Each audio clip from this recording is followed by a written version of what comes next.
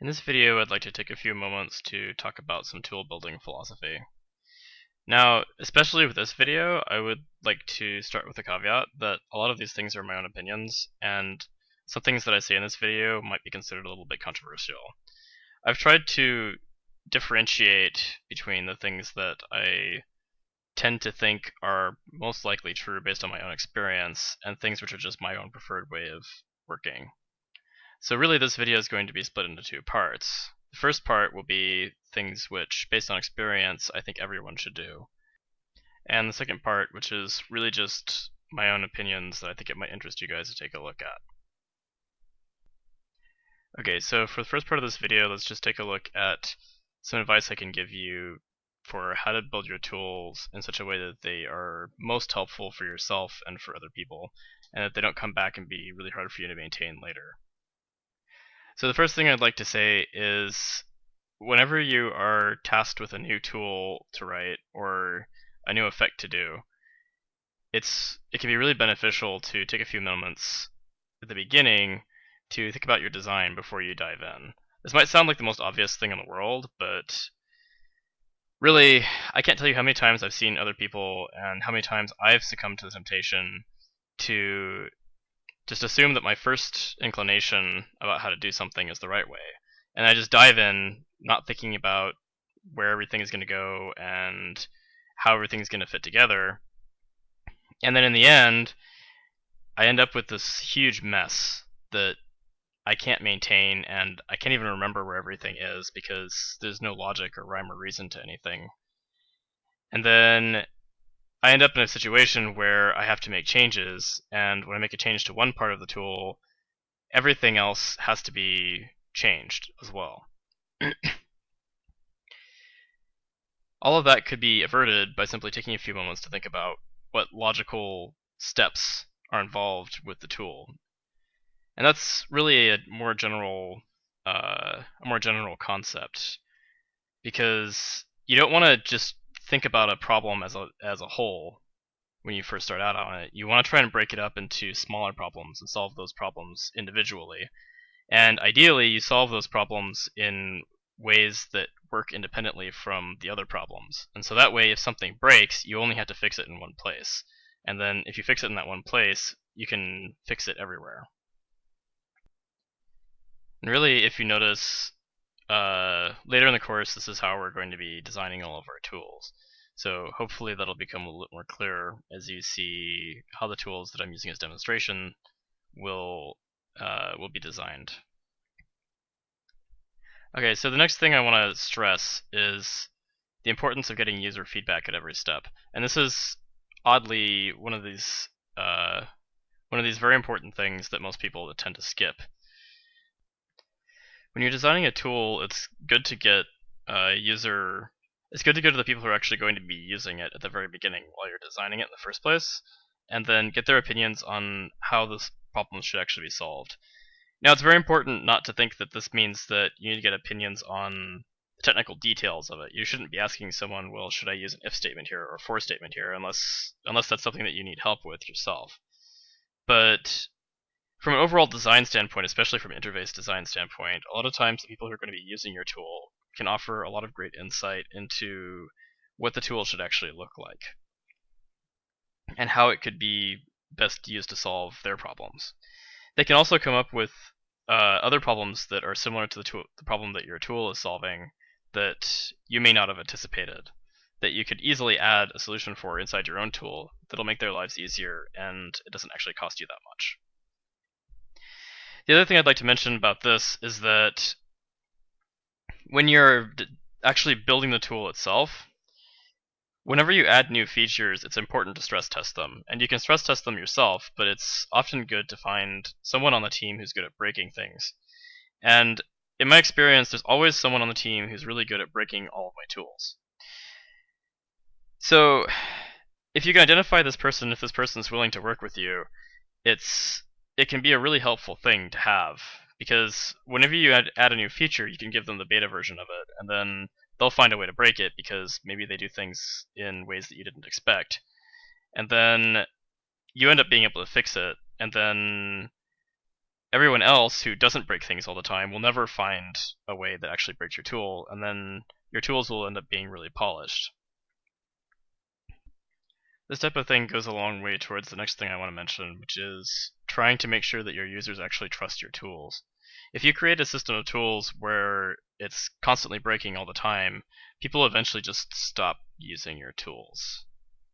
It's kind of a hard truth to face, but oftentimes effects artists are some of the smartest people around, and a lot of times they're more than capable of solving the problem exactly as well as you are, or maybe not quite as well as you do, but they still can get around the problem if they need to and still be able to do their jobs. So if you're going to be creating a system of tools, it better work as much as possible, as fast as possible, because otherwise people just work around them and then never use them. And then you'll find yourself in the uncomfortable position of trying to convince people to actually use your tools. If you do the kind of beta testing philosophy that we were talking about before, and you make sure that everything works before you release new versions to people, then that can go a long way towards fostering user trust, and eventually you develop a reputation as the kind of person who doesn't release broken tools. And then people will just use your tools without thinking. As an added bonus, if the people using your tools are involved from the beginning in designing the interface and in designing how the tools are set up, then they'll have a certain degree of personal investment in your tools as well, even though you're the one that's actually building them and doing the final design. So if you have this set up, then they're going to actually want to use your tools because they helped design them and helped build them. The next thing I wanted to mention is you should always keep the setup inside your tools clean and easy to read. You shouldn't have to explain yourself to someone picking up the setup, even though you probably will anyway. And there shouldn't be a mess of wires going every which way. The more complicated your setup is, the more time it's going to take someone else to pick it up, even if it's inside of a tool, because honestly, most of the time you never anticipate every single way that someone's going to need to use your tool, and someone is going to have to go in and actually modify it. The easier it is for other people to modify your tool, the more likely it is that everyone's going to want to use your tool and enjoy your tool. And tagging along with that, simple is almost always better than complex. And by that I mean, if you have two different solutions to a problem, and they both work equally well, and one of them's simple and the other one's really complicated, you should pick the simple solution. And the way that this works out in practice is if you have an idea and it sounds really complicated, it's almost always worth it to take a few extra minutes to try and think of a simpler way to do it. The reason for this is that the more complicated approach that you use to solve a problem, the harder it's going to be for someone else to read it, and then the harder it is for you to actually use it. This applies to everything in effects, not just to building tools. If you're trying to build an effect and you have a very complicated network, it's going to be a lot harder for you to modify and change into something as the client changes what they want, or the other higher ups at your company just change what they want. But really, you could sum up a lot of this advice by simply saying that you need to try to imagine using the tool yourself. And by that I mean, when you're designing the interface, try to imagine the path that the user is going to take through the interface. And see if things that are related fit together, see if things make sense to you as a user. And it really comes down to you kind of pulling yourself out of the tool and looking at it as coldly and as objectively as possible, the way that your users are going to be looking at it, and try to imagine, am I frustrated by this part of the interface, or am I frustrated by the fact that this tool doesn't have this feature that I would like, or do I find myself doing this thing over and over and over again the more I use the tool? The more you do this type of thing, the better your interface design is going to be, and ultimately the better your tool is going to be. And note that this doesn't just apply to interface design, it also applies to things like how do you design the network inside. And if you really pay attention to what I've been talking about all the way through this course so far, you'll notice that a lot of times I'll be talking about other people picking up your setups. And this is because this happens all the time. And if you don't plan your setup for the way that, for the person who's going to have to pick up your setup, then it's going to be a lot more frustrating for them, and ultimately it's going to waste a lot more time. Okay, so up to now I've been talking about things that I think most people in effects who have experience will generally agree with. And I'd like to take this moment to point out that you don't always necessarily have time to do every single one of these things, especially for the user feedback step. Sometimes people do skip getting user feedback, and they have very good reasons for that, and that's because they have deadlines coming up and they actually don't have time to do it. But other times I've found that people just skip that step because they're lazy, and that's why I bring it up. What I'm talking about here is the ideal, and if we have time, we should do all the things that I've mentioned up here. And honestly, a lot of these things don't take as long as you would think. It's even getting user feedback. If the person that you're getting user feedback from uh, is pretty good at breaking things, and a lot of times they can get to the point where they can give you feedback pretty quickly. The other sort of trap that you can find yourself in with all of this stuff is thinking that you're impressing someone, or that you're being a better effects artist simply because you got to from point A to point B faster, and you did it by skipping some of these steps. And I'd like to say that as long as you actually have time to do these steps, it's always better to do them. Because yes, you might have somebody else who can get from point A to point B and they'll do it a few days faster than you, but at the end of the day, that person's going to sit there and spend all those days and more just dealing with how badly designed their tools are. And then not only that, but they're going to be wasting everyone else's time because other people are going to have to come in and deal with how badly designed their tools are. So really, this type of thing, it really saves a lot more time than it costs. And even though it might be hard to see it right away, it really is better to work this way. Okay, so now that we've gotten past the part where I think most people will agree, let's go and take a look at some of the things which are a little bit more my opinions. These types of things are not necessarily right or wrong, they're just things that I do and the way that I work. And not everyone works this way, and that's fine, but I just want to present a few ideas that I've found make my workflow a little bit better.